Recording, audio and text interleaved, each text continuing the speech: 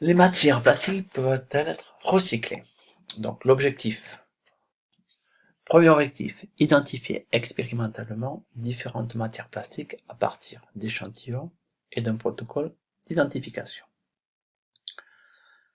Deuxième objectif, reconnaître les matières plastiques recyclables.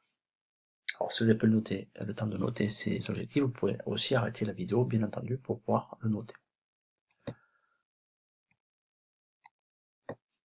Premièrement, les différentes familles de matières plastiques. Donc, des logos permettent de déterminer le thermoplastique utilisé pour fabriquer un objet. Donc, nous avons ici différents logos. Donc, le premier logo qui correspond au polyéthylène tétraphthalate avec comme symbole PET. Sur le polyéthylène de haute densité, donc logo 2, donc nous avons PEHT pour le symbole. Pour le polychlorure de vinyle, donc avec le logo 3, nous avons du PVC. Pour le polyéthylène basse densité, donc nous avons du PEBD. Du polypropylène, donc 5, du PP. Du polystyrène, donc nous avons du PS. Et ensuite, pour d'autres thermoplastiques, nous avons donc lettre donc O. Alors, dans ces différentes familles, les matières plastiques, appelées ou aussi plasticopolymères, sont des matériaux synthétiques très souvent dérivés du pétrole. Alors, ce sont des macromolécules, c'est-à-dire des grosses molécules essentiellement constituées d'un atome de carbone et d'hydrogène, mais elles peuvent aussi contenir d'autres types d'atomes, tels que le chlore, l'azote, le fluor et le soufre. Donc là, le chlore, juste pour rappeler le symbole, c'est L, l'azote c'est N, le fluor c'est F majuscule et le soufre c'est donc S. Alors, il existe deux grandes familles de plastiques. Première famille, ce sont les thermodurcissables, qui ne se ramollissent pas sous l'effet de la chaleur. Et les thermoplastiques se ramollissent sous l'effet de la chaleur. Bon, on va voir tout à l'heure, c'est comme ça qu'on peut identifier donc ces deux familles de plastiques, les thermodurcissables et les thermoplastiques. Alors le recyclage des thermodurcissables consiste à les broyer et à les réutiliser comme matériaux de remblayage ou comme combustible. Par contre, les thermoplastiques peuvent être refondus et réutilisés pour fabriquer de nouveaux objets. Alors, deuxièmement, un protocole expérimental de reconnaissance de matière plastique.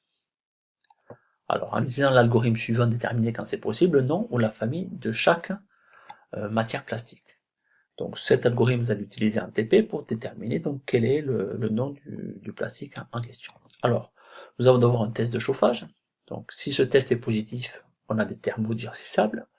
Par contre, lorsqu'on a un test négatif, on a donc des thermoplastiques. Donc ça, c'est l'un des premiers tests que l'on peut réaliser.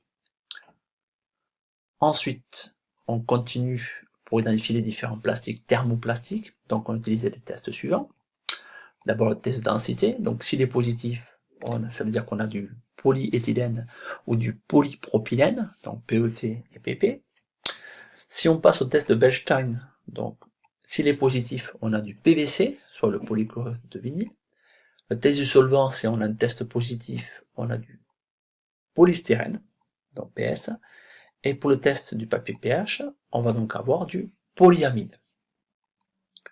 Donc on utilisera ces différents tests donc en TP pour différencier les différents plastiques que vous aurez à identifier. Alors dernière partie, les matières plastiques et leur utilisation. Donc on les a classés donc par symbole, par logo. Donc vous avez le polyéthylène, donc PET, donc on a des bouteilles de boissons gazeuses, et qui bien sûr, on a des principales qualités des différents plastiques. Donc on va pas toutes les reprendre, vous les avez sous les yeux, donc vous pourrez les découvrir au fur et à mesure. Alors on a bien sûr le polyéthylène de haute densité, même chose, bidon d'huile moteur, pour etc. Imperméabilité au corps gras, le polychlorure de vinyle PVC, que l'on retrouve en particulier également dans des tuyaux pour les plombiers, mais on a aussi des parquettes traiteurs, bon, différents objets, et bien entendu on a donc les principales qualités qui vont avec les objets en question. Donc ensuite, si on continue sur le polyéthylène basse densité, Nous avons donc d'autres plastiques tels que des sacs pour produits congelés en particulier.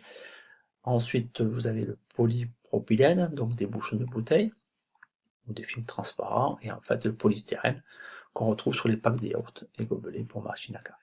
Donc voilà, bien sûr tout ça n'est pas à connaître, mais vous êtes censé donc reconnaître les différents plastiques et ensuite savoir donc avec quel type d'emballage on peut avoir en fonction des principales qualités qu'elles ont.